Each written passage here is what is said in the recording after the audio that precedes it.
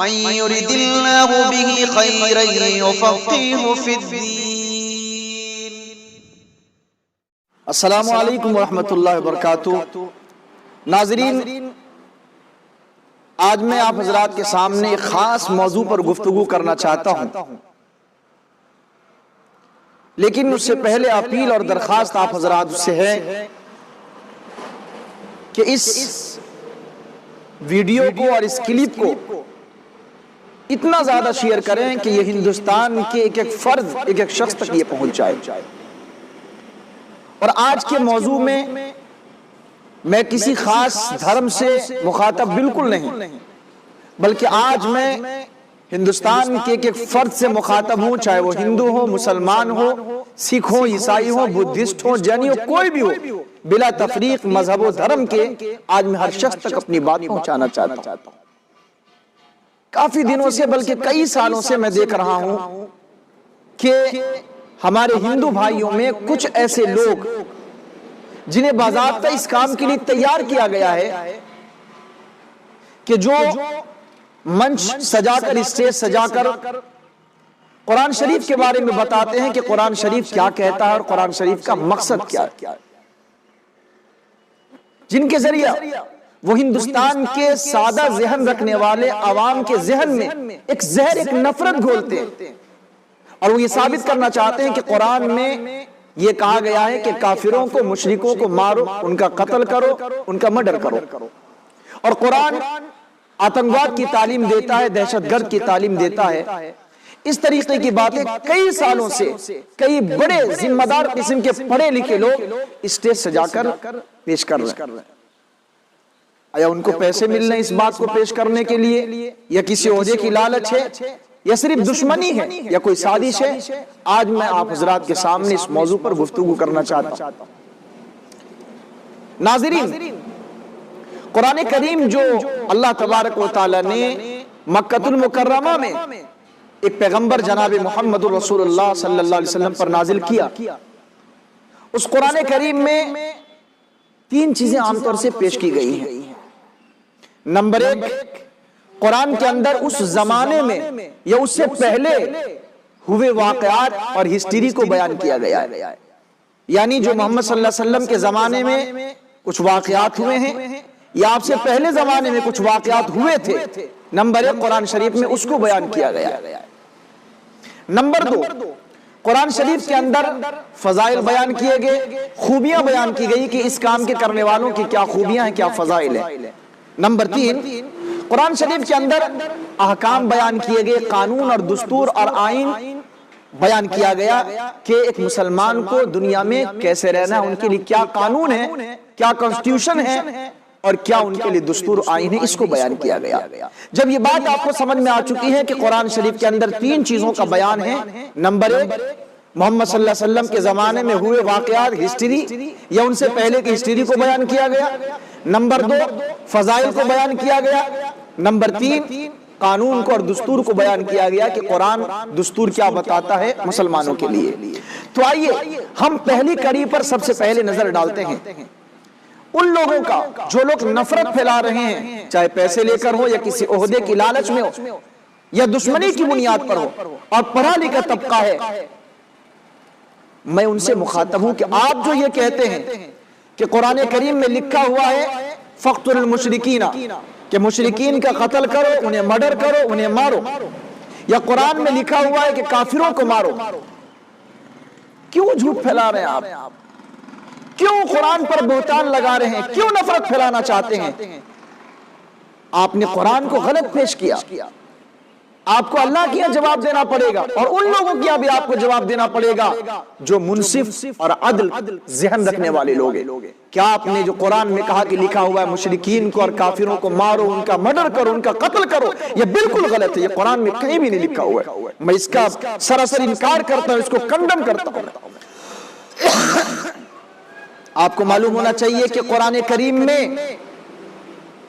محمد صلی اللہ علیہ وسلم کے زمانے میں جو جنگیں ہوئی ہیں، چاہے وہ جنگ بدر ہو، چاہے جنگ احد ہو، چاہے جنگ خندق ہو، چاہے جنگ احزاب ہو، چاہے جنگ تبوک ہو، چاہے صلح حدیبیہ ہو، جو اس زمانے میں محمد صلی اللہ علیہ وسلم کے زمانے میں جو جنگیں ہوئی تھی ان کی ہسٹری اور اس جنگ کے واقعات کو قرآن کریم نے نقل کیا ہے. اور جتنی بھی آیتیں ہیں کہ مشرکین کا قتل کرو وہ سب جنگ کے میدان کی آیتیں ہیں. جب جنگ کے میدان میں سامنے والا دشمن کہتا ہے کہ مارو، ظاہر بات ہے یہ بھی کہتا ہے کہ تم ان کو مارو. لہٰذا یہ جو غلط فہمی پھیلائی جا رہی ہے کہ قرآن کے فلاں پارے میں لکھا ہوا ہے کہ مشرکین کا مرڈر کرو، مسلمانوں کے علاوہ کو مارو، یہ سراسر جھوٹ اور بہتان اور نفرت انگیزی ہے اور دشمنی پر مبنی ہے. اس کی کوئی حقیقت نہیں ہے. بلکہ قرآن کریم کے اندر تو محمد صلی اللہ علیہ وسلم کے زمانے میں جو جنگیں ہوئی ہیں ان کی ہسٹری کو اور ان کے واقعات کو بیان کیا گیا ہے. اور ان واقعات کو اور ان ہسٹری کو لے کر کے اب یہ کہنا کہ قرآن کے اندر لکھا ہوا مشرکین کا اور کافروں کا مرڈر کرو، یہ بالکل غلط اور بے بنیاد ہے. اس طریقے کی باتیں پھیلانا یہ جہالت پر مبنی ہے. اس لیے میں ان لوگوں سے جو خاص طور سے کئی سالوں سے میں دیکھ رہا ہوں پروفیسر پسپندرا صاحب کر کے ہیں، وہ اسے سجا کر اس بات کو زور سے بولتے ہیں کہ قرآن میں لکھا ہوا مشرکین کا قتل کرو، انہیں مارو، کافروں کو مارو، یہ بالکل غلط ہے. قرآن میں کہیں نہیں لکھا ہوا ہے، بلکہ جہاں پر یہ آیتیں آئی ہیں وہ ان جنگ کی ہسٹری ہے. جنگ کی ہسٹری کو بیان کیا گیا ہے کہ اس جنگ کے اندر یہ کہا گیا تھا کہ دشمن کو مارو. جب دشمن مارنے کے لیے آ رہا تھا ریئیکشن کے طور پہ کہا گیا تھا، وہ بھی اسی زمانے کی جنگ کے لیے تھا. اس کو یہاں تک کھینچ کے لانا اور اس نسل تک، اس وقت ہندوستان کی نسل تک کھینچ کر کے لانا یہ بالکل بھی غلط بات ہے. میرے عام ہندوستانی بھائیوں سے اور سبھی بھائیوں سے درخواست کرتا ہوں کہ آپ ایسے لوگوں کی باتوں کا کنڈم کریں جو یہ کہتے ہیں کہ قرآن میں لکھا ہے کہ مشرکین کو اور کافروں کو مارو. بالکل قرآن میں نہیں لکھا ہے. جہاں لکھا ہوا ہے وہ جنگ کی ہسٹری کو بیان کیا گیا ہے، جو ہسٹری محمد صلی اللہ علیہ وسلم کے زمانے میں ہوئی تھی. جنگ بدر، جنگ احد، غزوہ خندق وغیرہ ان کو بیان کیا گیا ہے. ان کے میدان جنگ میں ہونے والے تمام واقعات کو بیان کیا گیا ہے. اس کے بعد سے کوئی تعلق نہیں ہے، کوئی کنیکشن نہیں. اب آئیے دوسری بات کہ قرآن شریف کہتا کیا ہے. قرآن شریف بالکل یہ نہیں کہتا کہ مشرکین کا مرڈر کرو، مشرکین کو مارو. ہاں، قرآن یہ کہتا ہے نماز پڑھو، قرآن یہ کہتا ہے روزہ رکھو، قرآن یہ کہتا ہے حج کرو، قرآن یہ کہتا ہے زکوٰۃ دو، قرآن کہتا ہے کسی کمزور پر ظلم مت کرو، قرآن کہتا ہے کسی یتیم کا ناحق مال مت کھاؤ، قرآن کہتا ہے کسی بیوہ کو مت تڑپاؤ، کسی بیوہ پر ظلم مت کرو، قرآن کہتا ہے کسی مجبور اور لاسہارا پر ظلم مت کرو. اس پر کیوں نگاہیں نہیں گئی؟ جو قرآن کہتا ہے اچھے کام کرو، بھلائیوں کا حکم کرو، یتیم کا مال مت کھاؤ، بیوہ عورت کو مت ستاؤ، مجبور اور کمزوروں پر ظلم مت کرو، اتیاچار مت کرو، اس پر آپ کی نظر کیوں نہیں گئی اور آپ اس کو کیوں نہیں پیش کرنا چاہتے؟ یہی روزہ، نماز، زکوٰۃ، حج اور کمزوروں کے ساتھ محبت کرنا، اپنا اخلاق پیش کرنا، یہ قانون کا وہ دستور ہے، قرآن کا وہ کانسٹیٹیوشن ہے جو آنے والی دنیا تک اور قیامت تک رہنے والے مسلمانوں کو بتایا گیا کہ آپ نے یہ کام کرنا ہے اور آپ نے یہ کام نہیں کرنا ہے. یہ چیزیں ہیں جو لاگو ہوتی ہیں قیامت تک کے لیے مسلمانوں پر. وہ جو جنگ کے اندر کے جو ہسٹری اور واقعات ہیں وہ قیامت تک آنے والے مسلمانوں پر بالکل لاگو نہیں ہوتے. یہ غلط اور سراسر بے بنیاد الزام. قرآن میں آنے کے لیے جو فیوچر کی جو قانون اور فیوچر کے جو دستور ہیں وہ یہی ہے: نماز، روزہ، زکوٰۃ، حج، اخلاق، پیار، محبت، میل جول. اور جن چیزوں سے منع کیا گیا ہے قرآن جن چیزوں سے روکتا ہے وہ یہی ہے: زنا مت کرو، شراب مت پیو، چوری مت کرو، کسی کا ناحق قتل مت کرو. یہ چیزیں ان سے منع کیا گیا اور صحیح کام کرنے کے لیے کہا گیا ہے. لیکن یہ جو کہا جاتا ہے کہ قرآن شریف نے کہا کہ مشرکین کو، کافروں کو جہاں چاہو مارو، یہ بالکل غلط اور بے بنیاد بات ہے. یہ جنگ کی ہسٹری اور جنگ کے واقعات ہیں. اس لیے میں ہندوستان کے تمام لوگوں سے ایک شخص سے درخواست کرتا ہوں کہ اس طریقے سے نفرت پھیلا کر جو لوگ پروگرام کر رہے ہیں، پروگرام اسپیچ دے رہے ہیں، ایسے لوگوں کے خلاف آواز اٹھائیے اور ایسے لوگوں کے پروگرام کا بائیکاٹ کریے جو قرآن میں جو کچھ آیتیں ہیں ان کو غلط طریقے سے توڑ موڑ کر پیش کرتے ہیں، جو اس کا بیک گراؤنڈ ہے، جو اس کے پیچھے پس منظر ہے، اس کو نہیں سمجھ کر اور یہ پیش کرتے ہیں کہ اب یہ قرآن کہتا کرنے کے لیے.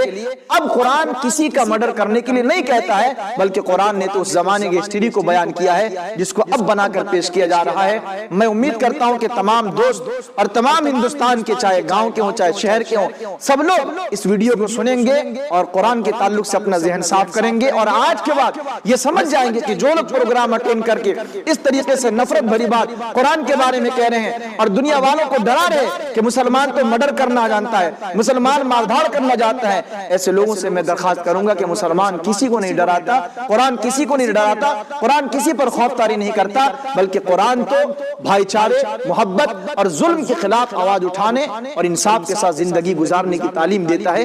اس کو پڑھنے اور اس کو پھیلانے کی ضرورت ہے ان لوگوں کو جو لوگ غلط طریقے سے جنگ کی آیت کو آئندہ کے لیے پیش کر رہے ہیں۔ میں اتنی باتوں پر رخصت ہوتا ہوں۔ السلام علیکم ورحمۃ اللہ۔